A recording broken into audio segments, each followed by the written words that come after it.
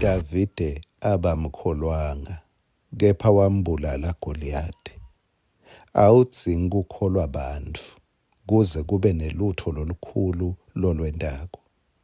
Empeleni, mangabe utawukwenta into letayelekile, ngeke bantfu utawuva ngebantfu kuthi hhayi batawukholwa ngilokushoko.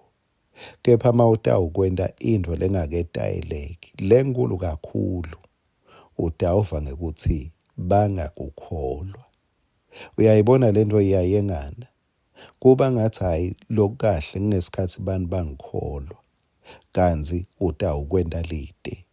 Mawutawukwenta lokukhulu, lokungazange sekubonakale, utawuva ngekuthi bantfu bangakukholwa.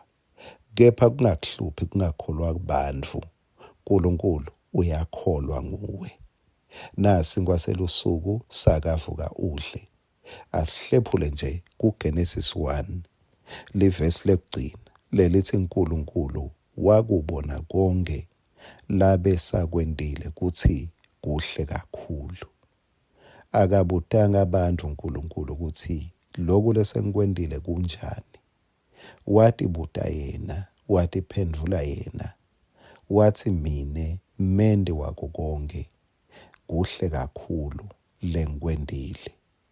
Akusiyo imvama kuthi tinto lotendako utilebele uthi loku kubi kakhulu. Kepha konke lokwendako uba nelicapho nesmile.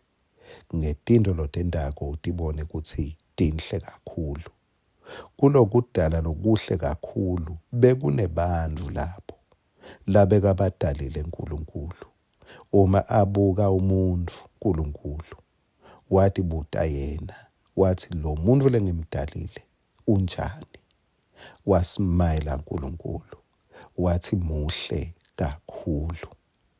Yeyi, uyabona mawutawumela abantfu kuthi baku-evaluate, bakuhlole, bakubuke emehlo, bakubuke umlomo, bakubuke ukuthi ukhuluma kanjani, bakubuke ukuthi wendani, kungenteka ube nesililo, ujabhe, ngoba bakubuka ngemehlo abo la imperfect.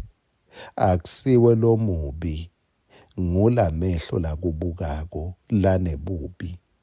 uNkulunkulu emehlo akhe beka perfect. Konke la bekakubuka bekakubona kukuhle kakhulu. Kuthiwa lo munye bekabuka indlu yamakhelwane, uvuka ekuseni uvule emakhethini ubuka indlu yamakhelwane, uthi hawu maye kamakhelwane kungcolile ebonini. Bantu bayahlala nje bangaclean tindlu tabo engabe bavela phelani. Kanzi ngalelinye langa wavakashelwa sihlobo sakhe, safike samklinele amafastelo akhe alendlu yakhe la hlala buka khona labanye, enela kuba clean emafastelo akhe.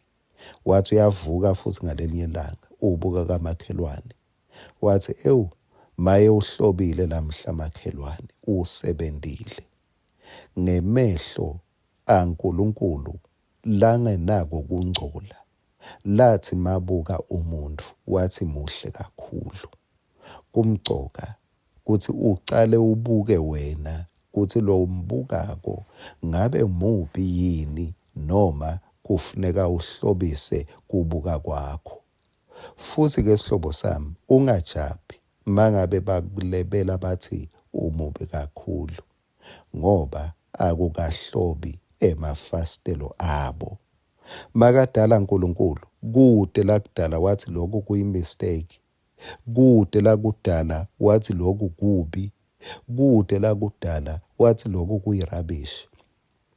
Ncesi mangabe sowubitwe ngako konke, kepha uNkulunkulu usahamba namuhla uma akubuka ulicapho lakhe, uthi umuhle kakhulu. Hamba wende lokunjengawe, lokuhle kakhulu, ungatendeli phasi. Amen.